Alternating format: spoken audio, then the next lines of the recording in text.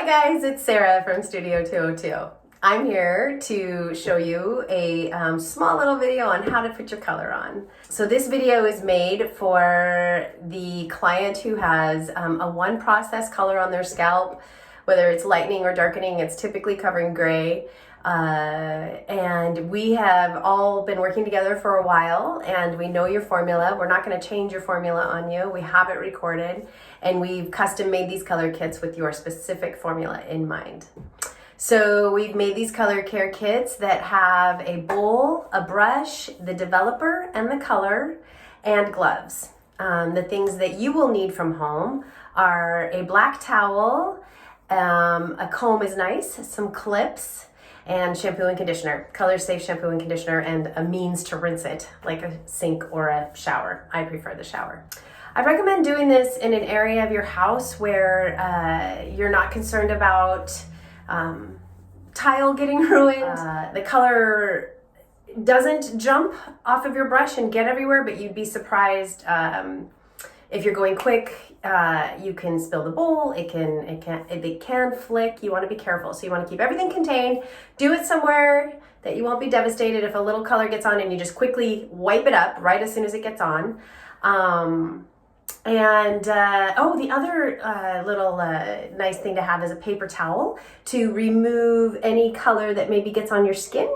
Not hopefully before you start your processing time, so that you can guard against leaving any color on your skin. But doesn't really matter because a couple of showers it comes off, or hand sanitizer is another trick that you can use to kind of work that color off.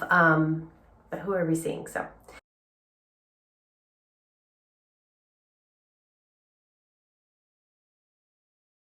let's get started.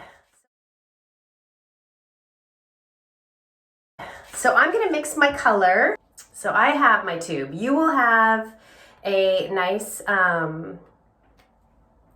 pre-dispensed amount, so you don't have to worry about it. It's not necessary to have the regular amount that we mix when you're visiting in the salon, because we're not going to have you apply the back. It's a unnecessary need because the hair falls. We're going to get far enough back so that when the hair falls, you can't see this. And we're just doing this to temporarily get us by until we see you again. So I'm going to mix mine. This is our developer. Yours is going to be clear. Not clear. It's kind of a cloudy, milky looking substance. The color is the one that is thicker and has looked like it's come out of a tube probably still. And the developer is the milky. We're gonna mark them, I believe it's 1 and 2. So color will be 1 and 2 will be developer. So this is what it looks like before it's been mixed. We've got the hunk color over there. I don't know, it's kind of hard to see because it's white on white. And the developer down there. So I'm going to stir mine, I don't know if you can see, by gently. You don't want to be like whack, whack, whack, because it'll fly out of the bowl. So I'm gently just giving it a stir. And once it's emulsified about halfway, then I grab what's around the sides and bring it in. It's kind of like baking. Sides. What we're gonna get is a creamy consistency. So I've been stirring now for close to 2 minutes, and it's starting to kind of oxidize and change color. It's gonna do that. So the next step, and I like the creamy consistency, so I feel really confident, good to go. Put my gloves on. Next thing you're gonna do is locate your gray. So I haven't colored my hair since the first week of February. So I am going on 7 weeks, I believe, close to 8.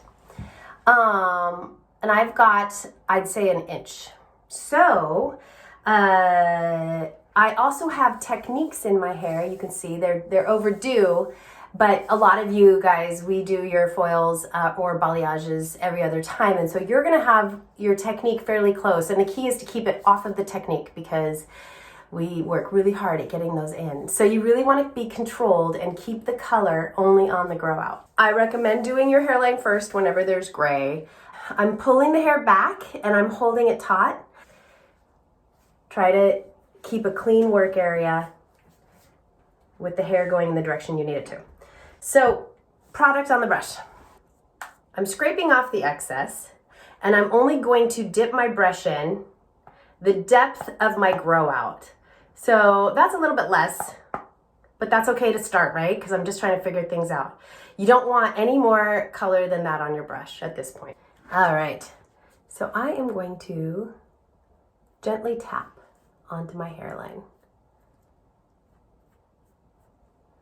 A little bit of color, not a lot. It's a gentle tap. I wish you guys could feel the pressure that I'm doing. It's very light. Switching sides. I'm gonna make some really funny faces on this, so enjoy that. Woo, almost flipped right on my hands. Okay, here's an area that when I go gray there, which I do, that's okay, don't freak out. You'll see why. It makes me look thinner. So I'm kind of okay with that, getting it really good there. It's really hard for me to see with doing this on camera like this, exactly all of my little hairline hairs, but I'm gonna come back and resaturate before I begin processing, and I'll make sure that I go a little bit more into my skin hairline so that I get all the little ones, because I do, at my age, have a little bit of thinning going on. All right, so next step is to identify your part. I go to both sides. I use both sides when I'm styling my hair. So I'm gonna go down the middle. Brace yourself for this. It's really funny. I have a lot of natural in my bang and a big gray spot right there. All right, so I'm dipping in. I'll show you guys again. This time I'm gonna kind of put my brush back and forth so that I make sure that I get about the amount of my grow out. And why I do that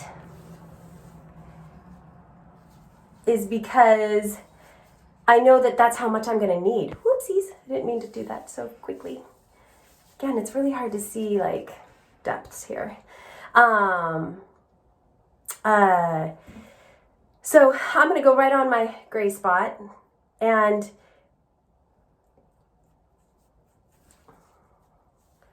I'm going back in for more to get the other side. And I like to go side to side. So I'm gonna go as far back as I can. So here's some tricks and tips. Going kind of over the part is going to give you a better saturation. You're going to know that you've gotten it everywhere. Do you see that I'm going like 1/4 of an inch over? I'm kind of over exaggerating it. When you try to go too skimpy and scrape it off, you're going to have what we call holidays. That's parts of the hair that don't get colored. Next section is 1/4 of an inch. 1/4 to 1/2. Mine looks a little bit more like 1/2. Dipping in that color.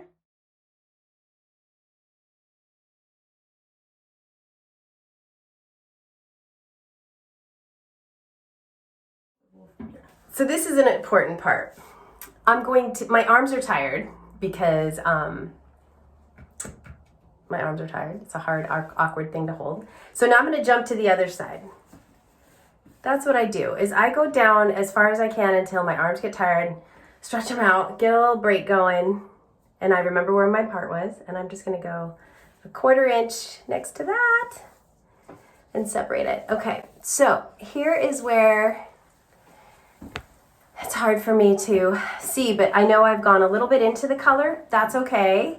I still have hair that doesn't have colored. It's better to take too small of a section and go back into a section that has color rather than take too big of a section and be like, I'll just smush it a little harder. One, you're gonna go into the technique, and two, you're gonna get holidays. You're gonna get areas that won't get proper color coverage.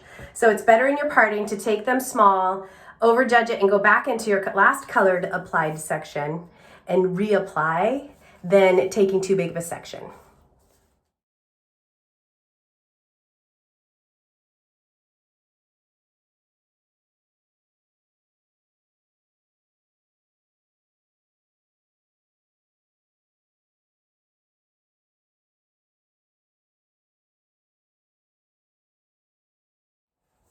All right, this technique right here that I'm doing is really important. I'm kind of like going back through and reparting it, but I'm leaving it not smushed on my scalp. I'm leaving it with air able to get into those little tunnels there. It's a very gentle parting. I'm not really against the scalp or anything. And color needs air to oxidize and make happen. So we don't want to have any smushed down areas. We want to keep it nice and lifted off the scalp. All right, let's finish this side.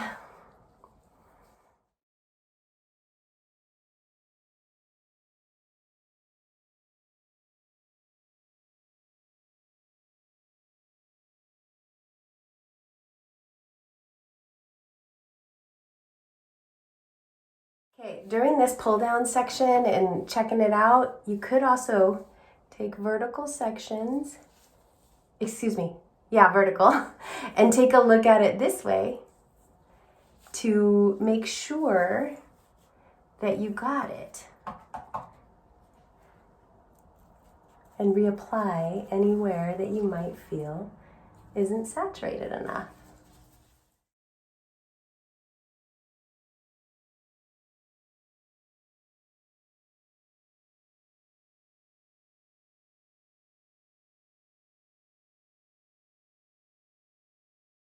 Found is necessary.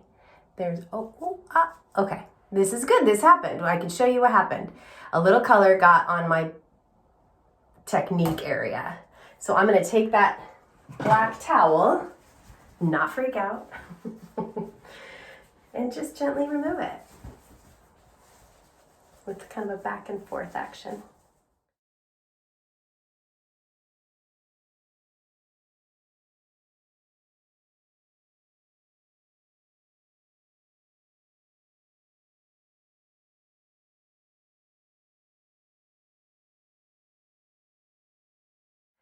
All right, so I just went back and looked again, and I really feel confident and comfortable about my saturation on the hairline. I'm really loving it.